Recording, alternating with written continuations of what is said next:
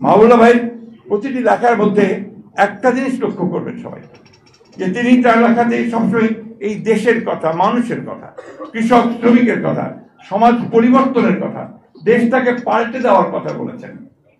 ব্যক্তিগত কোনো পাওয়া না পাওয়ার কথা কিন্তু এখানে তিনি বলেননি। অথচ এই মানুষটি বাংলাদেশের আমার যত জানা আছে পণ্ডিত, লেখাপড়া জানা মানুষ, তাদের মানে অন্যতম একজন শ্রেষ্ঠ ব্যক্তি। আমরা তাকে সেই মূল্যায়নটা করতে পারি। আজকে বিএনপির সঙ্গে তার একটা সম্পর্ক আছে, আছে, সেই সম্পর্কটা অস্বীকার করলে সত্যকে অস্বীকার করা হবে। কারণ দেশনেত্রী বেগম খালেদা জিয়া যখনই কোনো আলোচনা করতে চেয়েছেন কোনো বিষয়ে, তিনি তাকে ডেকে পাঠিয়েছেন।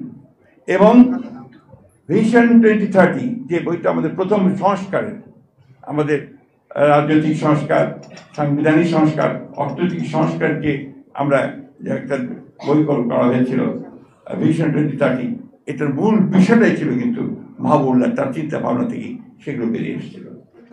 এই দেশকে একটা গণতান্ত্রিক রাষ্ট্রে পরিণত করা, এই দেশকে একটা আপনার এই যে আমরা বলি যে বৈষম্য বিরোধী একটা অর্থনীতিতে পরিণত করা, সাধারণ মানুষগুলোর অধিকারগুলোকে পৌঁছে দেওয়া, তার ভোটের অধিকার পৌঁছে দেওয়া, একটা গণতান্ত্রিক একটা আধিপত্য বা বিরোধী, এবং একই সঙ্গে আপনার একটা সামনের দিকে এগিয়ে যাওয়ার একটা জাতিতে পরিণত করার ক্ষেত্রে মাহবুবুল্লাহ যে অনবদ্য ভূমিকা রেখেছেন, সামনের সারির ভূমিকা রেখেছেন, এটা কখনো অস্বীকার করবার কোনো উপায় থাকবে না।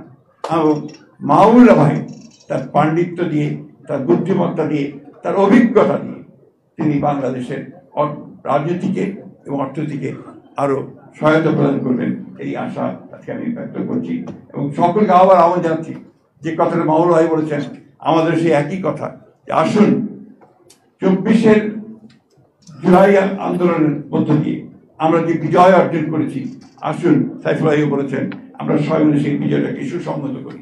আমাদের মধ্যে মত পার্থক্য থাকবে, কিন্তু সেই মত পার্থক্য যেন আমাদের যে আশা, আমাদের যে স্বপ্ন, এই যে ছেলেগুলো প্রাণ দিয়েছে, তাদের যে আত্মাহুতি যেন বৃথা না যায়, আমরা আমাদের স্বপ্নকে যেন বাস্তবায়িত করতে পারি।